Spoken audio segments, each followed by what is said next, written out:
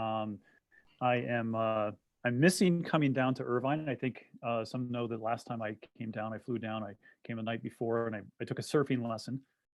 So I definitely am missing both seeing everybody and that sort of adventure. But I think also I want to just emphasize that I hope everybody can take advantage of this virtual format. I think we should be doing it more, probably flying a little bit less, and trying to figure out how to communicate our science to one another in all of the different ways that are possible now. And certainly this virtual format is one. So having said that, what I was planning on doing, and I don't know how you guys do your seminars there, is I was planning on monitoring the chat at a couple key moments at transitions in this talk, and maybe answering questions in line. So please feel free to be participating. I think one of the things that's very hard that everyone's finding about Zoom is this sense of being sort of just isolated, listening to an empty voice. So if you have questions or you have things you want to bring forward, put them in the chat, and I'll try to respond to as many as I can at those junction points. And obviously we can do questions at the end, just like normal. So anyway, thanks very much for inviting me. And I was going to talk about a topic that's become near and dear to us, which we call the Archetypes project. And it's based on our desire to really understand how emergent behaviors happen in the immune system. So from my standpoint, and this is this is built on giants like Mike Holland and at Irvine, and the work that has been done over the period of time, looking at how the understanding of things in real time can help you see how emergent behaviors happen at the next level of scale is a really powerful one. And so if you image molecular events, for example, within cells, you can start to understand how those cells behave at the subcellular level. And so each level of size is really an understanding about how emergent behaviors on molecular levels and molecular timescales play out into the next level of understanding. I'm going to pause here in a moment. I'm going to show you a movie that's done with Lattice Light Sheet that's going to encompass what I want to talk about today. And that is the sort of the partnerships between T cells and antigen presenting cells, or really between immune cells and one another. So this is a lattice light sheet image. This is done with a microscope that essentially does sort of turf level resolution, but in 3 dimensions. And what you're seeing in green is a T cell. And many of you may not see a T cell like this normally, but in very high resolution, you can see the microvilli, the little finger-like protrusions by which a T cell palpates opposing surfaces to find antigen presenting cells. We think it's how they get past the glycocalyx. That's a big part of every mammalian cell. And in red is a dendritic cell, and dendritic cells actually are better described as having veils. So this kind of ear-like projection you can see over here is the veil that looks like a dendrite in some dimensions.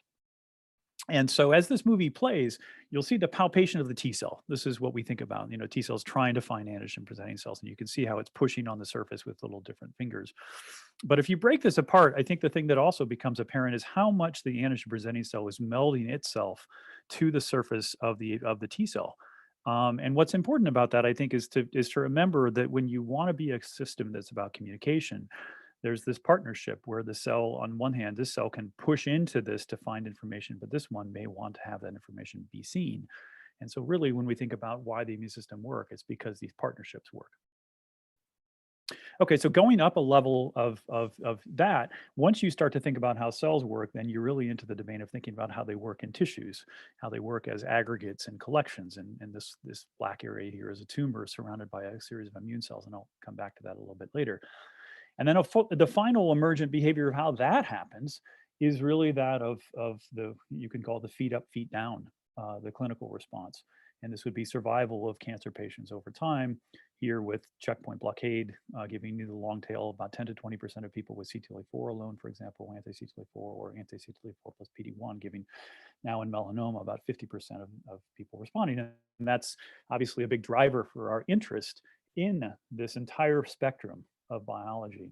And today I'm going to focus on the connection really between the multicellular behaviors and the clinical.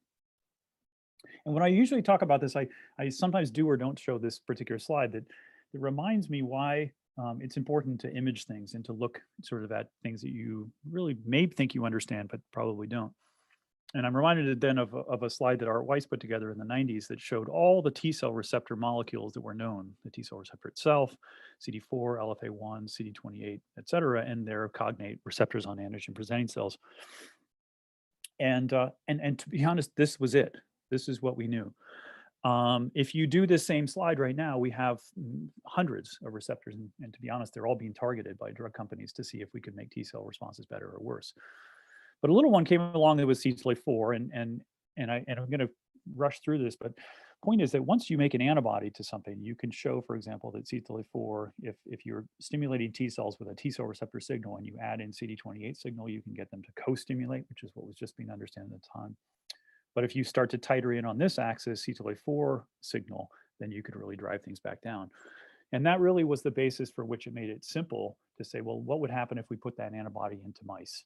And this was an experiment I did that's essentially looking at the response of V-beta T cells that are responding to superantigen. They normally go up over days. This is around 3 days here. They peak, the T cell response peaks, and then it wanes back down. It's pretty typical of immune responses. This is with CTLA-4 blockade. You see things get much better. CD28 blockade, they do much worse. And it's that basis by which we basically were able to do the experiment to melt tumors. So here's tumors growing, and these are tumors with CTLA-4 repressed. And of course, that's the source of the kind of emergent behavior I just told you. When I tell this, I like to tell people that the period of time between this conception and these first antibodies was 3 or 4 years of painful postdoc or graduate work. But the period between this was months. And so, the idea that you want to know how something works and then you start to see how it works means that you very quickly can get really good grip on things. And I kind of also say that to motivate graduate students when we give seminars, to remind you that sometimes this long pushing slog to get to these results seem like they last forever, but if you work at it, you can get further along. So today, for the tumor microenvironment, when we think about how cells work in collections, it's a little bit like 1993 was for T cells. So I can make you a cartoon that's way more modern than it would have been 5 or 10 years ago, where the tumor now is surrounded by a collection of immune populations. And I can call some of them out. I can say a green cell is a T cell, and a blue cell is a dendritic cell, and a purple is a macrophage. But this is going to look as silly as the one that I just showed you from 1993 in a few years, as we start to understand really how these things are arrayed and organized, and what the composition really is doing. And it's not until you start to look at these that you start to understand. Now, a lot of us are motivated by now, at this point, by sort of the value of the immune system in oncology. But what I'm going to talk about today, even though I'm going to really focus on immuno-oncology for most of this, I think one of the things that have motivated us in the last 5 or 10 years is how many cool things has been going on in the immune system outside immuno-oncology, and the value those have to us when we think about what the immune system is about. And so just to give you a sort of sense of that, in the last 5 or 10 years, it's become really apparent that the immune system is essential for normal brain function. This is not about defense, though there are components, obviously, of the immune system that matter for that. But everyone on this talk will not remember the talk I'm giving today if it weren't for macrophages in your brain pruning your synapses. This is not traditional sort of vaccination immunology. This is not tolerance. This is a function of the immune system that we didn't understand before. And we're only now beginning to understand, thanks to some of the work that started at Ben Barres at Stanford, for example, with C1q molecules and microglia. And of course, we're also understanding similarly that diseases like Alzheimer's are failures of the immune system to function properly in those settings. This doesn't stop with the brain and respiratory disease. We've always known that asthma was an immune mediated, but now we understand that fibrosis, also underneath fibrosis, are often Th17 cells and neutrophils. It's not just fibroblasts. A really big one, obviously, in the last 10 years, 15 years, is the emergence of the microbiota. It's not just that we have a small number of microbiotas. Our immune system essentially has T cell receptors against most of them and curates them.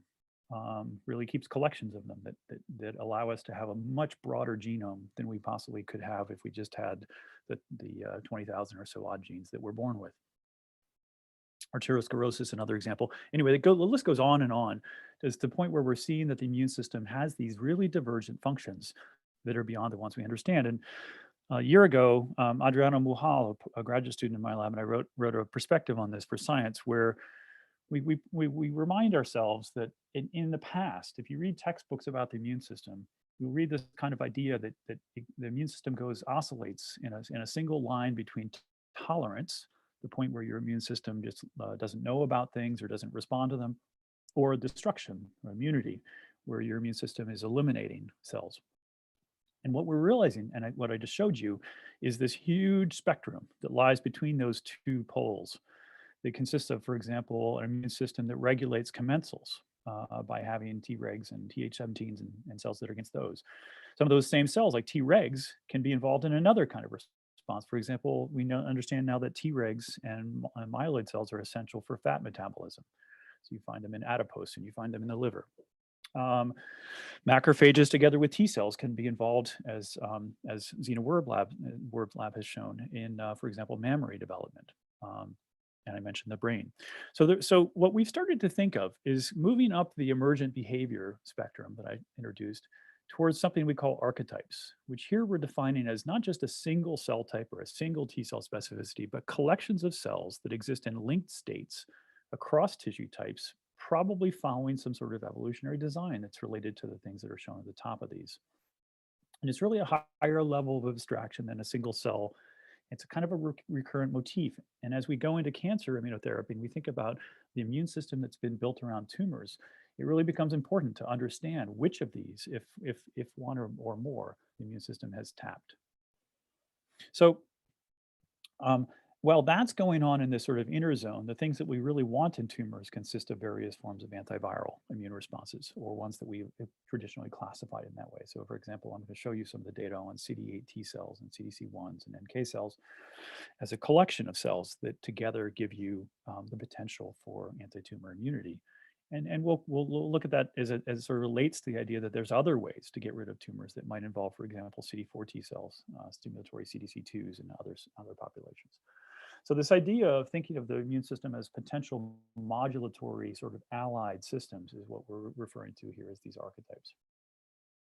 So this started for us in about 7 or 8 years ago. We first published on this, when we were trying to figure out whether there were any actual allies in the tumor microenvironment. At that time, we knew of macrophages as being sort of suppressive, which we still don't fully understand what we mean by that.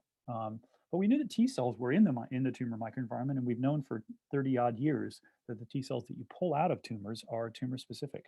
So the question was, are there any allies, or were there any allies in the tumor microenvironment that could actually stimulate T cells? And this is an experiment that Miranda did that really shone light on a cell population called conventional dendritic cell type 1, CC1s. And in mouse, they express this gene, CD103. And the result was that if she took out all the different myeloid and B cell populations that she could get out of tumors and used them to stimulate T cells that were against an antigen that was expressed by the tumor. So in other words, asked which one was actually a bona fide APC. It was really only these CDC1s that would drive upregulation of NER77 or CD69 in an in vitro assay, whereas all of the other ones failed to do so. And she showed that those cells are the primary producers of things like IL-12. They can upregulate CCR7 as they go to the lymph node. And they really represent what we think of as the primary ally. Importantly, if you get a signature for the genes expressed by this and you throw this at human data sets and look at overall survival versus time, you find that the people that have large collections of gene expression suggestive of CDC1s tend to do a lot better even without therapy than those without. And there's been really a cottage industry. Lisa Cousins and Brian Raffel published about the same time as us, same time as us, also showing these populations. And Brian has built a really nice set of stories about those. Miriam Murad, David Sancho, Tom Gajewski, Kitana Reyes-Souza have all followed with these. And this is really a big paradigm now that the CDC1s are a big part of a good immune response. And what I'm going to show you very briefly is the way that we've been building on this as an archetype. So we knew that these cells were important from some of the data that I just showed you. And we knew it from experiments that essentially said that the cells, the CDC1s in the tumor microenvironment here in the top, ultimately travel to the draining lymph node where they can act as APCs for new CD8s. And they also have a secondary role that when the CD8s come back, they can interact with those CDC1s. So this is the tumor microenvironment again as the CD8s come back to it. Those CDC1s act as essential APCs to keep the CD8 T cell response going. So we wanted to understand more about that. And one of the ways that we've done that has been something that Francesco alluded to, is that we've really been trying to work together with a clinic at UCSF to build ways to profile immune responses. And as he alluded to, we've really been trying to get, and we've really been successful at getting a lot of the groups that study everything from fibrosis to Alzheimer's to do some standard profiling of the tissue so that we can start to see where these immune states are similar. But a first step in that was just to take tumor biopsies and to dissociate them and to do flow cytometry to quantify all the different populations you could, and to do flow cytometry also to do sorting of the populations into individual populations like T cells and myeloid cells and stromal cells and tumor cells themselves, and do RNA-seq. And that became valuable in this question that I was just telling you about, because we were able to take from a series of melanoma biopsies shown here, every patient is a dot. And we were able to ask, if we just look at the population frequency of the CDC1s, what genes, when expressed in the tumor microenvironment, mirror that, correlate with that? So this is an example of a gene called FLT3 ligand, which is, interestingly, the ligand that is involved in making these cells. And this is expression in the tumor microenvironment. You see this nice linear relationship. So this was really intriguing to us because it implied that within the tumor microenvironment, you could not only have these cell populations and these people that were at higher levels, and those people would live longer and they'd respond better to therapy, but you also had some cell that was making this FLT3 ligand. You had an ally for the ally.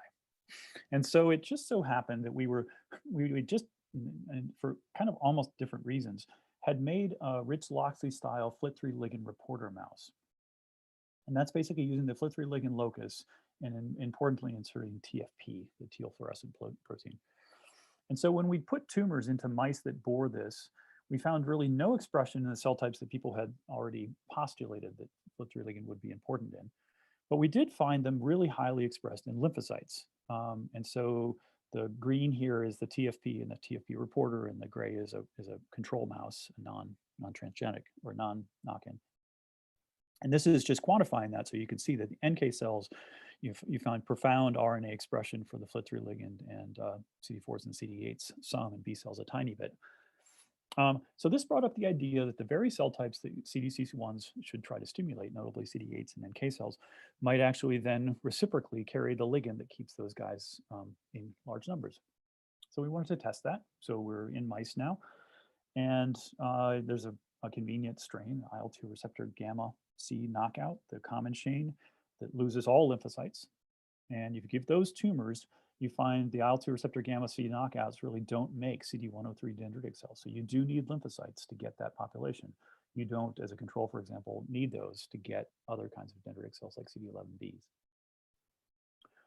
Can reduce that down. If you use the RAG knockout mouse, you have a mouse that doesn't make T cells or B cells. It still can make NK cells. And in those settings, there's really no effect. So we get similar frequencies of the CD103 dendritic cells, and again, the control populations in the RAG. So that says that it's looking like it might be NK cells. And indeed, if you do an NK 1.1 depletion, which is not complete, but is a pretty decent way to go, you get a pretty good diminution in the CD103 dendritic cells again. So it looks like NK cells are required, and there's a few other experiments that were done in that paper that also support this. But perhaps the most interesting part of this in respect to the idea of the archetype then is that if you go back to the frequency of those cells that I mentioned that we get from the biopsies, and you look in melanoma, you find this very nice relationship that if you have more CDC1s, you tend to have more NK cells. This is a ridiculously good relationship in head and neck with a Pearson value of 0.9, which in clinical data is very, very hard to see. So with the big data set that we've been collecting about immune sort of systems and compositions in tumors, we could also do the following analyses. And this is essentially where we took melanoma patients that we would profile their biopsy, and then they would go on anti-PD-1. And we could basically binarize them into a 1 or a 0. Do they respond to the therapy or not respond? And then we could ask, which cell population along this axis. So patients are columns here, and cell populations are rows. And we could ask which population has a very high p-value in predicting or correlating with responsive status. And sort of consistent with what I've been telling you all along, the CDC1s, and I should clarify, they express BDCA3 as their primary antigen that we find them by in human. The non-responders really don't have those, and responders have solid numbers of them. And the correlate of NK cells also has a very high, if you look at the p-values over here, this is the relationship, the statistical significance of this relationship tested. And so you have this situation where a lot of the patients are expressing both of those things. So I want to pause here and go back to movies for just one moment, because this brings up an interesting problem that most of the tumor microenvironment is somehow supportive of the tumor, but I've just shown you about a population that can exist in them that is sort of immunostimulatory. So there's the question about how these things are parsed out. And the first point to make is that the CDC1s and the NK cells are really rare as a fraction in general. No matter what you look at them, they're sort of 1 or 2%. But the other is the distribution and the fact that these do look like modules. So this is a movie in which the tumor is in black. This is a mouse model of breast cancer called PYMT cherry ova. It's a variant of the famous Mueller wine, MMTV PYMT. So these mice develop tumors around 6 to 8 months of age, specifically in the mammary. And so here's an emerging tumor. It's black here. It's not given any fluorophore. And what we did is we used 2 different alleles to effectively parse out the different myeloid populations, and they're named here. The main point you need to understand is that yellow, orange, green, these hues, all of these hues essentially represent forms of tumor-associated macrophages. And the only 2 red cells in the entire field, and I mentioned dendritic cells are rare, and the only 2 that you can find are right here. And into this experiment, we had put in OT1 cells that are against I should mention, as I probably didn't emphasize, that the tumor expresses ovalbumin, a popular trick. And so the CD8 T cells are visualized there. And so as this movie begins to play, you can see the swarms that we defined some years before of CD8 T cells that are swarming around tumor-associated macrophages. And we'll see this for the first 2 or 3 days of residency. The T cells will stay pretty much confined. They do this very slow range movement. But we also found CD8 T cells around the CD8s, these dendritic cells. And it's actually interesting because it has a slightly different hue of blue in we have a 6-channel microscope. And we think this is because CFP is actually pH sensitive, and we know that these dendritic cells drive pretty strong signaling fluxes within the CD8 T cells. So the point of showing you this is that 2 things can coexist in the immune system at the same time. And I think probably everybody on this call knows that. The most classic example I know is Th1, Th2 biology, where we think of Leishmania responses in some strains going to Th1 and other strains going to Th2, with the actual reality being that when you look in any Th1 biased lesion of Leishmania, you always find Th2 cells. It can vary in number, but you always find them there. Another example would be that even in a really activating immune response, you always find regulatory T cells. And personally, I think that the reason for that is that biology almost always has the seed of the opposition, of the destruction of the immune response ready, because at some point the antigen will run out and you're going to want to dampen down that immune response or change it.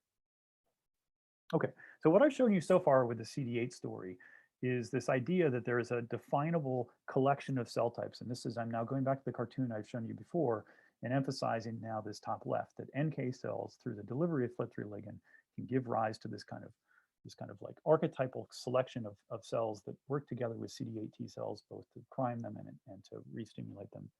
And for the moment, I'm going to consider that as the beginnings of a bigger archetype that we're now getting the next pieces for, that I'm going to call antiviral class 1 responses. And it's about 30 to 40% of melanoma patients have that response. It looks like it's a better immune system overall. It looks like it's also the one that responds to checkpoint blockade from data that I didn't show you. And it really involves this partnership. So the eagle-eyed people that are out there may have noticed that I glossed over these 4 or 5 patients in this relatively small data set that didn't meet the criteria that I've just told you about. That is, these people generally have higher numbers of the CDC1s and the NK cells in their responders, but there's a few responders out here that kind of look like non-responders. They don't necessarily have a lot of those cell populations. But what's interesting about them then is what their next highest association is, and what do they have that's sort of in common to one another. And the thing that we noticed right away was that they have tons of CD4 T cells, and correspondingly, they also have a lot of these dendritic cells that had previously been at least hinted as being the more dominant dendritic cell. These are called CDC2s. And unfortunately, to make things confusing, they're marked by BDCA1. They're called CDC2s. And we found that those were pretty highly expressed. And I'm going to show you a little bit about that archetype now. So that's another group of people that respond that really don't match what I just told you. So in order to move forward into that, I have to tell you one other thing, is that this is largely melanoma, and melanoma doesn't have a lot of regulatory T cells. It's just a fact that's established. And on the other side of things, head and neck tumors, as an example, can often have up to 50% of their T cells are regulatory T cells. So you'll see why that's important, that distinction between these two classes or these two types of cancer. Because I'm going to tell you about this. We've just gone over this archetype, the CD8 response that involves NK cells and CDC1s. But I'm going to tell you about another one that involves now CDC2s that are able similarly to go to the lymph nodes, stimulate CD4 T cells, but that their ability to stimulate them is really gated by regulatory T cells. So I'm not going to show you any of the mouse data. I'm just going to jump in a moment to the human correlate of this to explain this.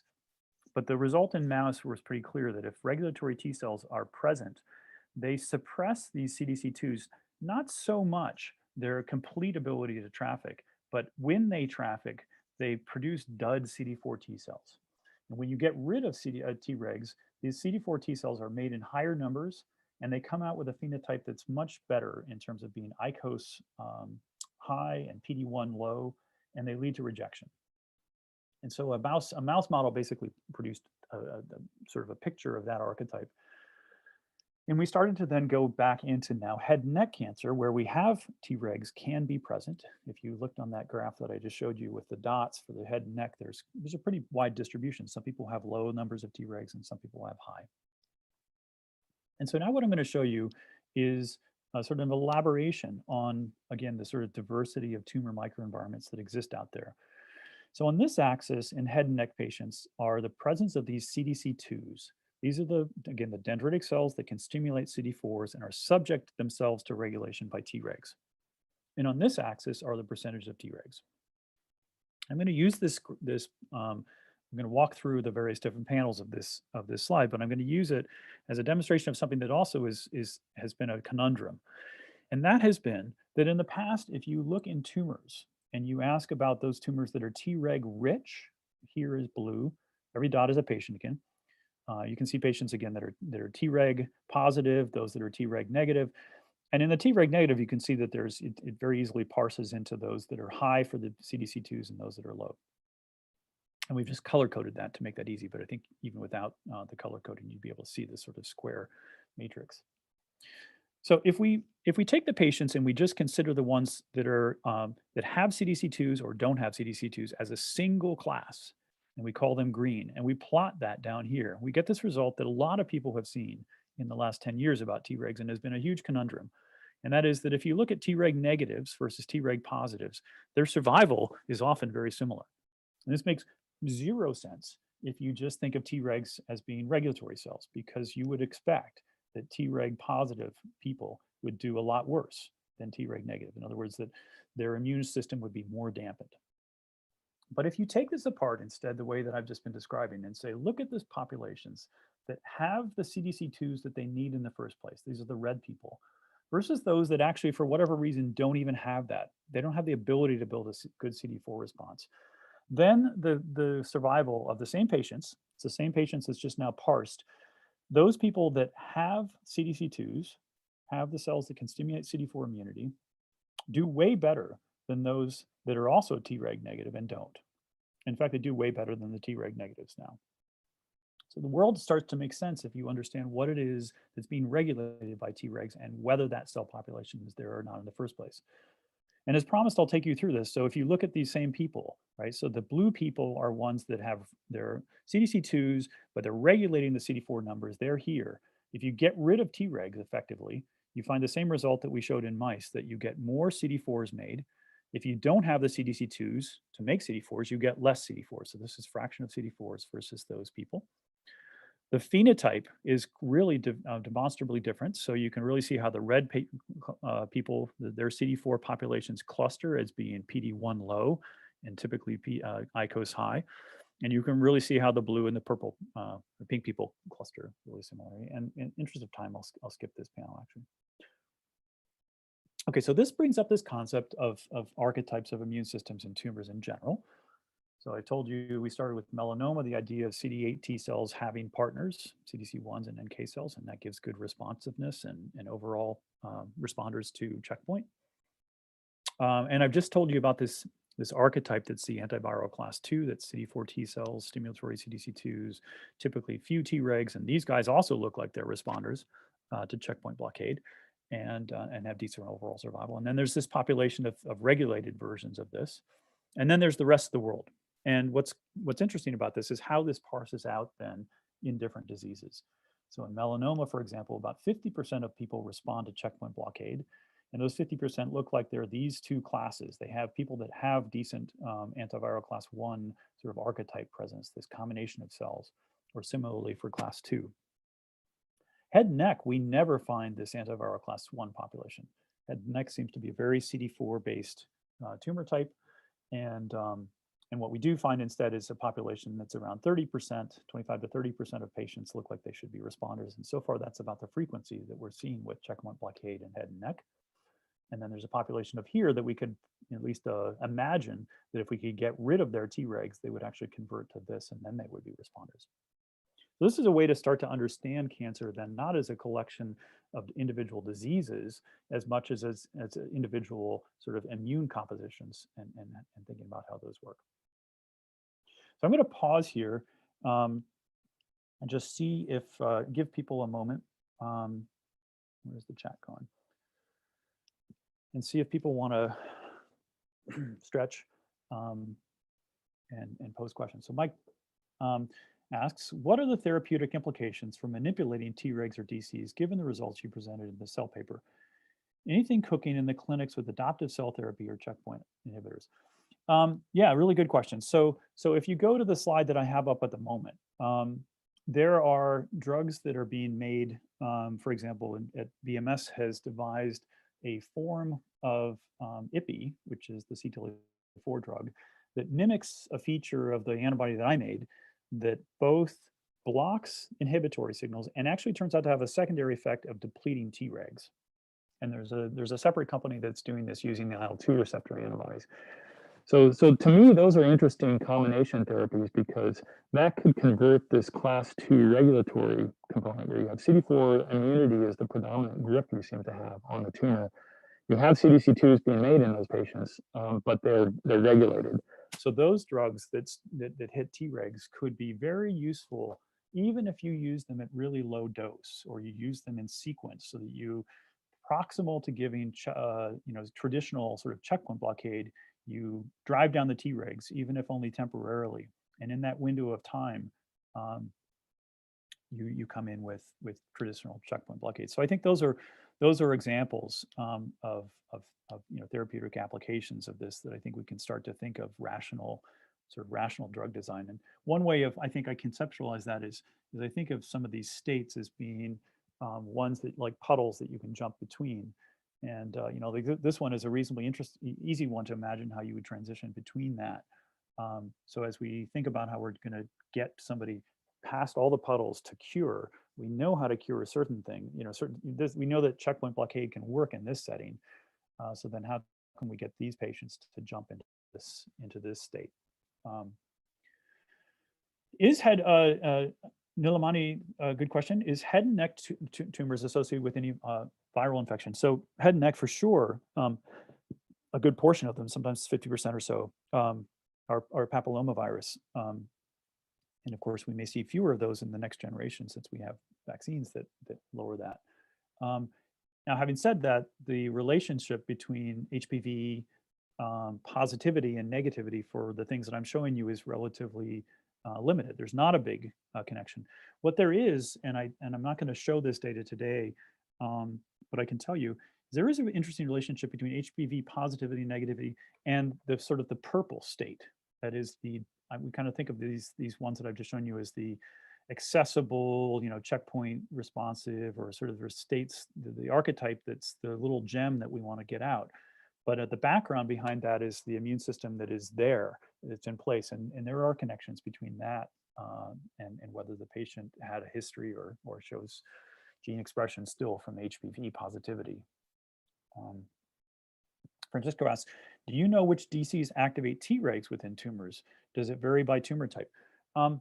So we think it's CDC2s as well.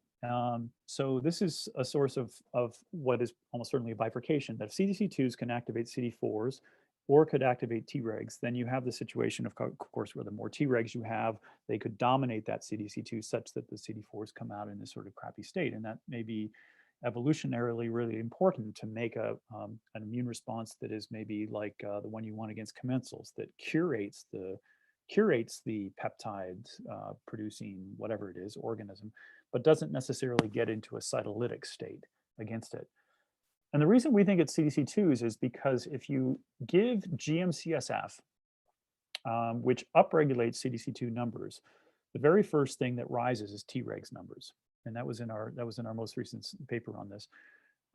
So it's not a direct demonstration. And I think somebody will have to do the experiments that we did of pulling out CDC2s in the various different populations from tumors and seeing which ones directly stimulate Tregs, which may be an imaging experiment because, of course, they don't proliferate very well.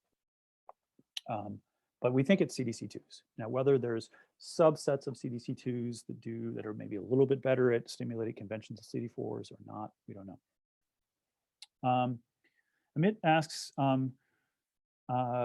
would simply getting more NK cells into the tumor lead to an increase in the right kind of CDC1 cells, which can then activate T cells to clear tumors? We think so. That's the implication anyway. But there is the question, of course, of what kinds of NK cells and what the NK cells feature list needs to include.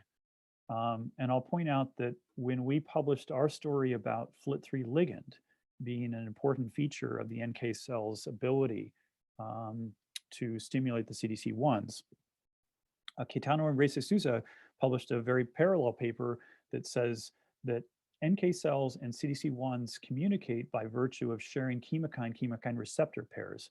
So whereas the CDC1s are XCR1 positive, the NK cells are XCL1 positive. And so, the idea that I'm pointing out, of course, is that the NK cells may need to be XCL1 positive, and they're not all. So I think getting more NK cells in there may be a solution, but they may have to be a particular sort of differentiation state. Robert asks, where do you think the NK cells are providing the FLT3 ligand, lymph node, tumor, bone marrow? Well, we're pretty sure that it's in the tumor microenvironment by virtue of the fact that that's where these cells are, the NK cells are. But you're right, in form, we don't know that they don't also play a role, NK cells. And in fact, we think that CD4s and CD8 cells that express FLT3 ligand can also be involved in generating CDC1s, but elsewhere. They don't seem to be essential for doing it in the tumor microenvironment. So we think it's happening there. And this brings up the question of how much we don't or do understand about FLT3 ligand. In most studies in the past, it's been produced as a soluble cytokine, but 99% of the transcript in cells is actually transmembrane bound. Can be cleaved, which can make it again soluble.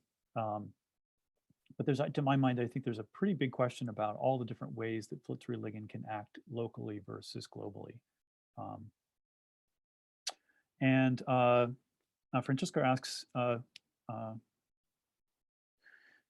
easy experiment to test Roberto's point, treat mice with FTY720, do tumor DC1s decrease? Have we done that? Let's see. I don't think so. Yeah, I can't think of it.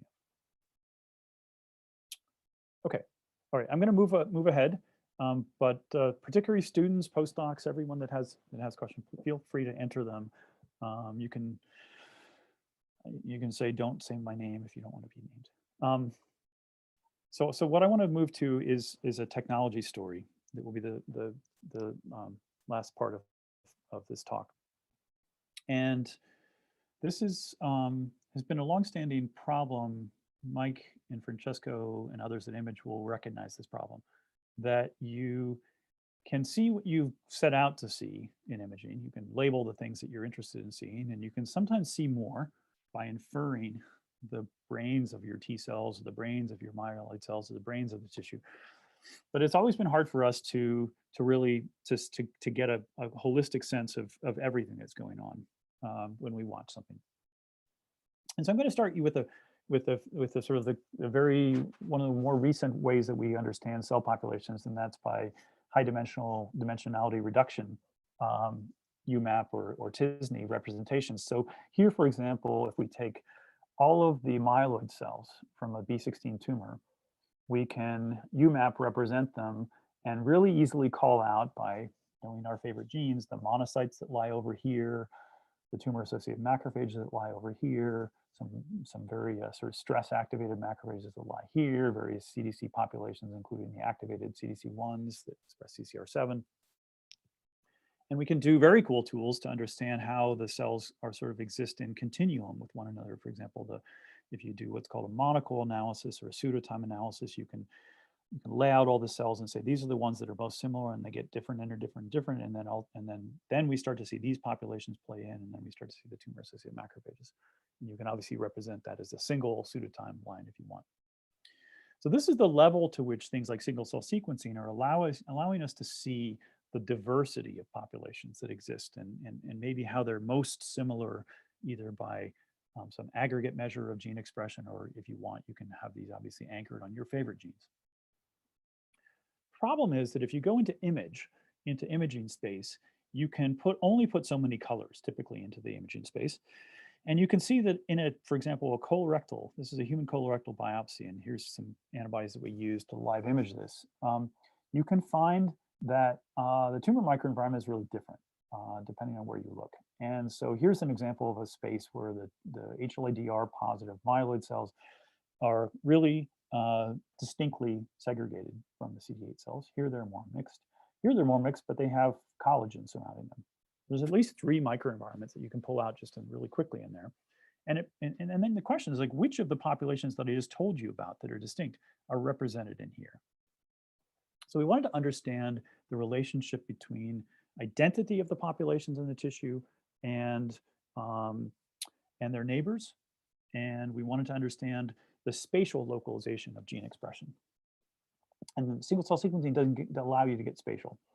So what we've devised is a way that we can put barcodes onto every cell, print a barcode that later tells us where that cell came from, do whatever imaging we want, either before or after that, and then dissociate for single-cell sequencing. And we can go back and say, what was that cell thinking?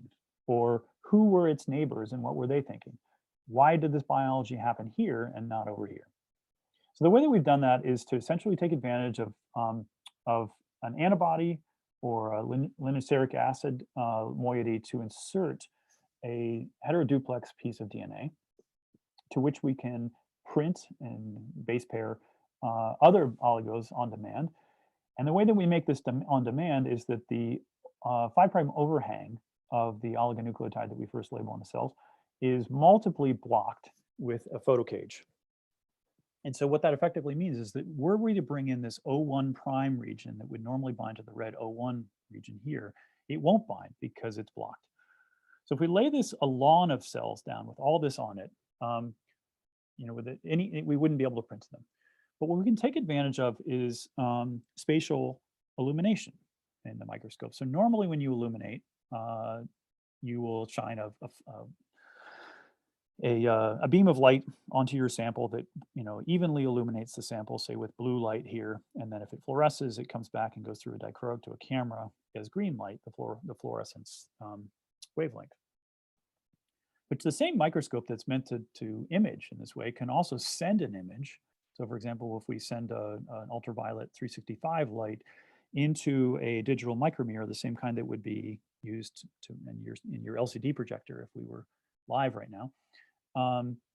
And you can send a pattern of on dark, light dark that is spatially constricted to the sample, and it will look like this. So the various regions will be illuminated and other regions will be not so well illuminated. And so that allows us basically to do printing on demand into various different spaces. So for example, if you take a rectangular region and you illuminate only the left third and add your first zip code, the illumination will strip off the photo cage. And now this zip code 1 Psi5 can label here. We follow that by an illumination in the middle third and add a red zip code. It labels here and a green labels here. And by the way, this is a lawn of T cells. So these individual guys are floaters, T cells that have left the lawn and gone to migrate away. So this allows us basically to isolate cells that are at different positions.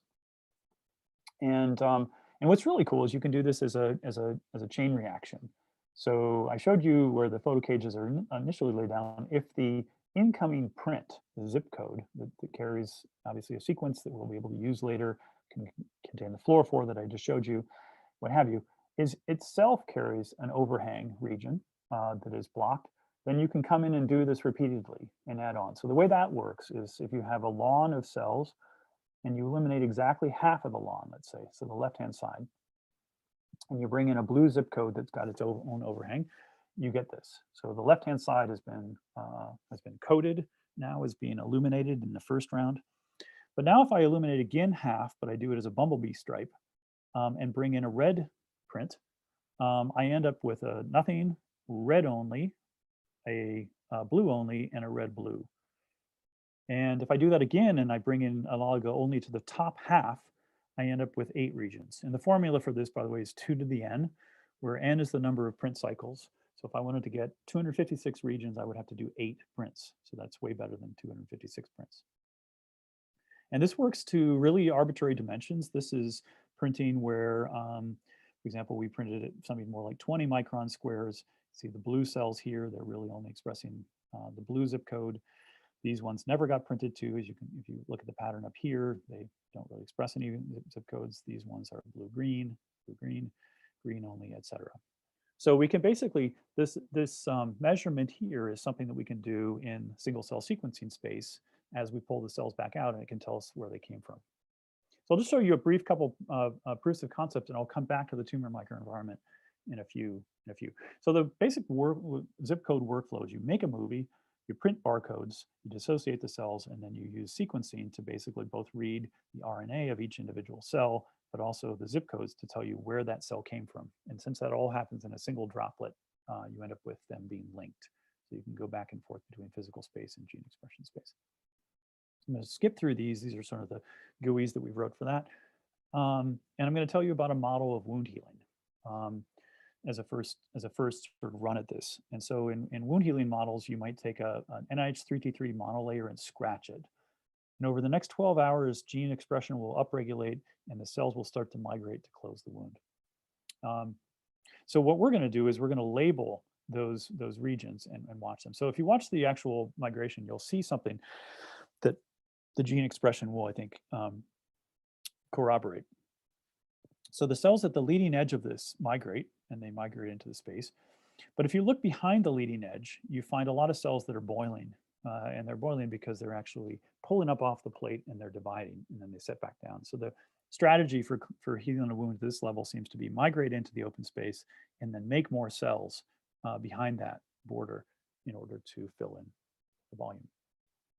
So we took this at 12 hours and we printed to the very front one blue barcode, and we printed behind it a red barcode, those having different actual barcode sequences, so that when we then took the cells and isolated them and put them through the DropSeq, you could really see this difference that the blue cells and the red cells segregated differently. This is just UMaps made based on differential gene expression, the top 10 principal components. But you can really see the blues and the reds are different. And you can do a volcano plot that I'll build really quickly here for you, which is essentially, this is the fold change of gene expression versus the p-value for blue versus red. So cells that were at the front of the leading edge of the wound versus those that were behind. And the key feature you find here is a lot of motility-associated genes. An exemplar would be ACTA2. And then if you look just behind that, the 100 microns behind that, you found all kinds of genes like centrin and stathmin that are involved in cell division. So that's sort of borne out by doing GO analysis, gene ontology analysis of this volcano plot. It shows you that the red genes tend to be, the ones behind tend to be involved in mitotic cell cycle, cell division, whereas the ones at the front, everything from cell migration motility to extracellular matrix reorganization and indeed wound healing. So we can validate these genes. This is just an antibody now against the protein. And if you do a line plot distance from wound edge, you find that stathmin associated with cell division is found behind the wound edge, whereas ACTA2, for example, involved in migration is located much more higher density near the wound edge. Okay, so how does this play out into tissues? So I'll show you first a lymph node example here where we put similarly to what I just showed you, we put a blue barcode on the outermost ring of cells and then a red one on the innermost cells. We were first live imaging CD3 and B220. So obviously you see the B cell follicles out here and you see the T cell zones on the inside. So if you first just lay those out, you do see a preponderance obviously of B cells that are blue. These are individual cells that are now recovered and they're assigned based on the barcode. They came from the blue region. And indeed, B cells are much higher out there. So that's a nice reality check. But there's other things that you can find then. So for example, I'll just show you one of these, which is that if you look in the T cell zone in B cells, so we zoom in on the B cell cluster, and we can see this beginning of a distinction, more red here and more blue here. If you do the volcano plot again, you find a gene, for example, KLF2, that is much more it's highly expressed in B cells that are in the T cell, in the center of the lymph node. And indeed, we got a mouse from Steve Jameson that expressed GFP KLF2. And consistent with that, you can find that KLF2 is much more expressed in the center of lymph nodes. And in fact, KLF2 is interesting because it's generally much higher on immune cells, always in the center of every organ now that we've looked at, which is a half dozen or so. So again, this is KLF2 over time. I'm going to skip the same thing happens essentially for T cells where we find CCR7 and KLF2 are much more highly expressed in the center. And I'm going to go to tumor volumes to wrap us up here. So this is now using a model that I told you about before, where at day 0, we put in a PYMT cherry ova cell line into the fat pad, it's a memory fat pad of a mouse. And 14 days later, we put in, so the tumor is now grown, we put in some GFP labeled OT1 cells. And then 4 days later, we harvest and it looks like this. So the tumor itself was red. And at the border, you see all kinds of T cells lining up. And you also find some T cells that have already made it in. You barcode those cells that are sort of in the margin, and you separately barcode the ones that are inside, and you do your UMAP analysis, and you can see decent representation of reds and blues in all your major populations. The UMAP obviously divides everybody up into, if you do it this way, we'll find populations, so neutrophils, T cells, DCs, et cetera. But what gets interesting is when you divide that into individual cell populations. So if we focus on the T cells, we take the T cell object out and we recluster, what we find is the reds and the blues start to parse a bit. And one of the biggest ways they parse from one another is that the reds is on the inside. You find higher exhaustion scores and terminal differentiation scores. And you can see that in genes that many of us know that if you study T cell differentiation, so for example, TCS7, some S6 are the most highly differentially regulated genes in the outside. And things like ID2 and PD1 itself are much more high on the inside. So this looks like a gradient, or at least a differential distribution of exhausted cells that are in the inside, so terminal exhausted, versus ones that are still sort of more stem-like that are on the outside. And meanwhile, if you do the same thing on monocytes and macrophage, you find a gradient of tumor-associated macrophages that moves inward as well. And that's shown here. This is the UMAP you'll get for just the monocytes and the macrophages. The cells at the center, the dots tend to be on the right of this UMAP and blue on the left. If you do an analysis of how these populations lay out, You find that C1q, indicative of tumor-associated macrophages, tend to be on the right, and that Lysix-C, indicative of monocytes, tends to be on the left. And so if you make a monocle of that, you would go from monocytes that are green here to TAMs here. That's the differentiation trajectory. And if you look at their distribution, there are much more of the monocytes. The monocytes tend to be in the blue zone, which is the margin, and the tumor-associated macrophages tend to be in the center. So it looks like this is coordinate differentiation of the immune system over space that one can sort of tease out in this way. So I'm going to end there because I think I'm certainly at, or also even over time. I apologize, we took a few questions earlier. And I just need to really thank a lot of the people in the lab that have done this work. John started the tumor imaging, Miranda did the CDC1 work, Mikhail did the CDC2, Adriana, I told you about, did the work on archetypes in general. Kevin Berry did the most recent CDC1 NK cell work. Ken has done ZipSeq. Arjo has done a lot of the imaging that I showed you. Steve Jemison gave us the KLF2 mouse. Kyle runs our imaging facility, and Vincent really coordinates a large number of people, including clinicians, for the ability to profile material from patients. And again, I'm happy to stay a little bit over if people want to ask more questions. I realize that I've gone over in time and we had some questions intermediate, but why don't we see what the chat gives. And again, one of the nice things about this being virtual is that if people want to connect afterwards, you know, there's really no barrier for us to do that. It's just a matter of time. Thank you so much, Max. That was awesome, an awesome talk. We do have time for a few questions. If especially students want to, they have curiosities and stuff. I see one appearing. So that is a good question. You go ahead. Yeah, thanks so much. And I want to doubly emphasize what Francisco brought up, is that this is a very low barrier to, if you have a question, there's really not any dumb ones in this setting, and you should really use this as an opportunity to ask the sort of ideas you might have. Marion asks, says, great, thank you, Marion, great talk. Did you investigate where CDC1, CDC2 cells locate within melanoma or other tumors? So we haven't done so much on CDC2s. We did look in the polyoma middle T is a beautiful model to study from spatial perspective because it ends up being very radially symmetric. Some of the models where you inject them, it's really unclear what zones, how to name zones, how to call things out. But in the polyoma middle T, it looks a little bit like the model I just showed you. It is, in fact, that model where the center of the tumor radiates outward and you have margins that are really highly enriched for T cells. In that setting, CDC1s, as I mentioned, they're really rare overall, but they're almost all outside. They're very rare on the inside, and that's why it's a kind of a unique movie that I showed you where the CDC1s were having their little niche in one corner, and the TAMs, the tumor-associated macrophages, and the T cells, which are the dominant sort of archetype, immune response that's ongoing, were right up against the tumor itself.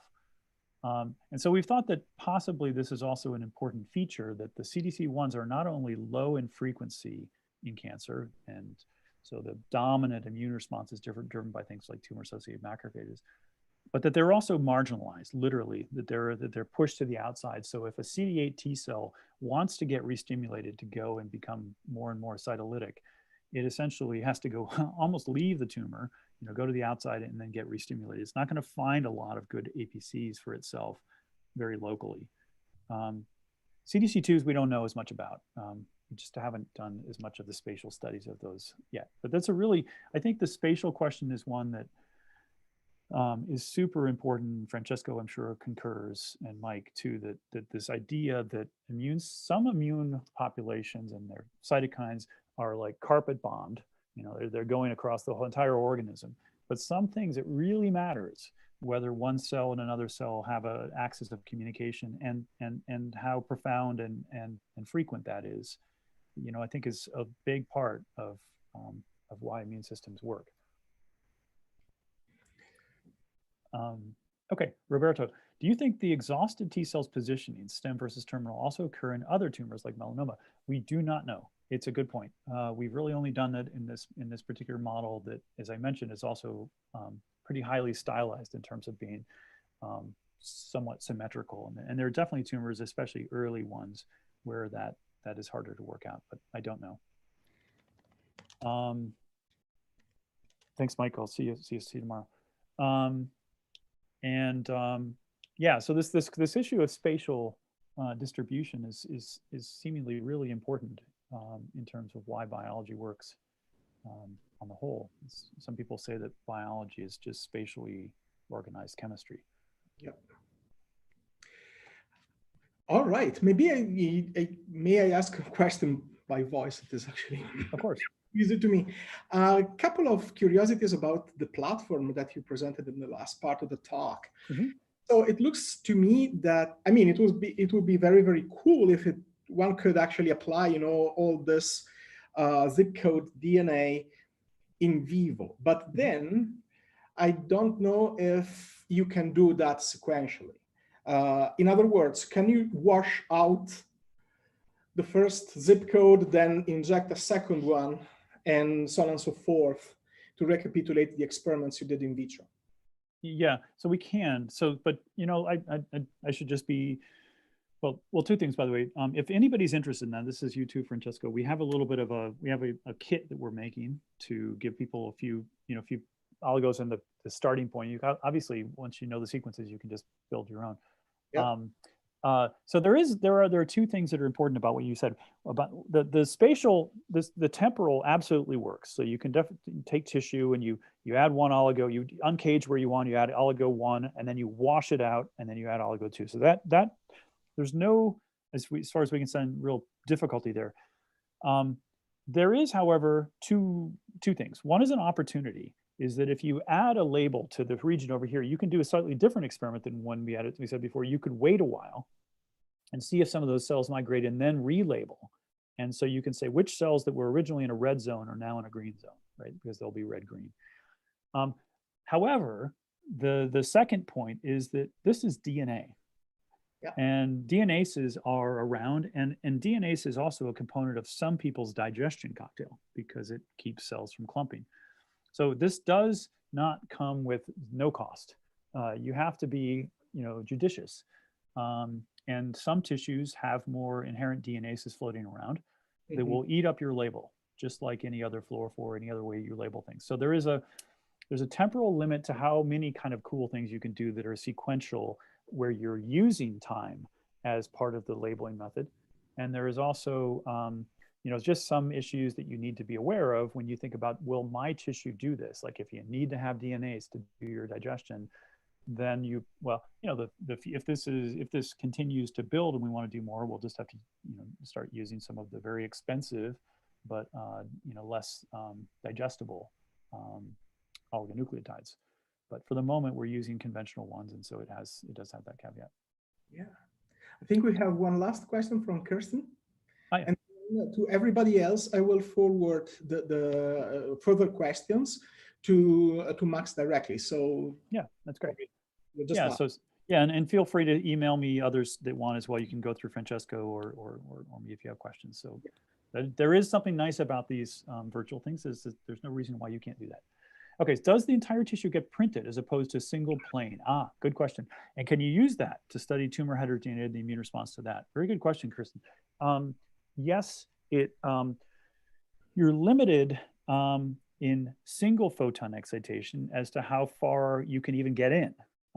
But you do label, as a result, a depth. If you do single photon, you'll label, the first layer very well and the second layer a little bit and the third layer really badly. So that both is an opportunity and a cost. It means that sometimes in tissues, when you're looking at things, you're looking at a kind of a cone of cells that goes down from where you originally shown your light. However, it does work in 2 photon. So the NPOMs are decent, and we've made a coumarin version, caged version, that is much more amenable to 2 photon excitation. We haven't really had enough reason to use it, but you could imagine an XYZ printing then, right? Where you print this plane, certain patterns, you print this plane different. That, you know, may be something we do in 5 or 10 years, but right, it's a lot more work and it's a lot more total labels. But again, I think the binary scheme helps you there to get more labels out of less. But it's a really good question because light, as you know, does penetrate to varying degrees. All right. Well, thank you everyone for coming. I can't see anybody, but thank you so much. And again, via Francesco or directly if you'd like, I'd be happy to answer more questions and chat at more length. All right. Thank you so much, Max. Yeah. That was awesome and enlightening as well. Yeah. And we will see you tomorrow for some meetings with the students as well. Perfect. Right. Thanks, Francesco. Thanks a lot, guys. Thanks, everyone. Bye, Max. Okay. Bye-bye.